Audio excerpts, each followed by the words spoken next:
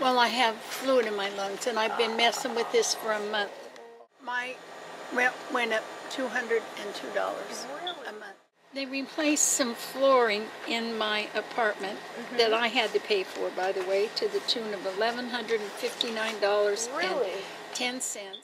I mean, little things like sending businesses to American Canyon instead of leaving the tax dollars here and those kind of things. Yes. Makes no sense to me. Precisely. I can't understand what they're thinking. Well, see, what the police did was, my daughter has a brain tumor. She was working at the Department of Motor Vehicles in Concord. She could no longer work. She couldn't make her house payment. She couldn't pay her utilities, and she was living in a house with no water. And we didn't know that was against the law. The police came in and hauled her up to Fairfield. She called the police because the guy next door shot at her, and they took her up to jail. And then they boarded up her house, and she lost everything in the house. Yeah, they wouldn't let her in to get her stuff or nothing. I've been trying to get a lawyer to sue him, but I can't get anybody to stand up to him.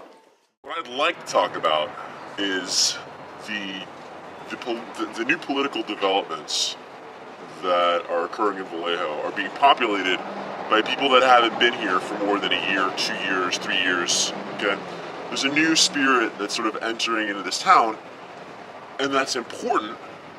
Because I think that the Good Old Boys Network has relied on the political apathy that has allowed them to keep out a lot of the more beneficial developments of this town and populate our town's future with options like the Orson plant. You know what I mean? Like think about this, like the Orson plant, they know who they have to be loyal to. They know who they have to buy. They know who they, you know what I mean? And it's big money. It's big money, and they stand to make millions from this plant, more than millions over the course of the years it'll be operating. So this. But is there anything good that's going to come out of this? Is there going to be taxes that are going to go back in our community? They're going to fix roads? Absolutely not. And not only that, but like the amount that it's going to pay the city each month is a pittance compared to what we're going to lose, and the property values that the city is going to lose, for the people of South Vallejo are going to lose. Like, there's nowhere is it addressed in their plan to actually recompense the city for the loss of tax revenue from the property values that are going to be lost by virtue of those houses being near the plant. So it's definitely a losing proposition for the city. There's no question about that. And you know what? There's a lot of people that are prepared to say it a lot better than I am on that subject. But this is what I want to say about the emerging power of the left. I think that right now we have like once upon a time there was a cadre of leftists that were really working on taking back some power in this city, and it was the answer to Jumpstart Vallejo, which was run by Riley and the unions. And the police unions, which bankrupted our city, and the firefighters unions. They bankrupted our city. No one really wants to talk about that, but that's really what happened.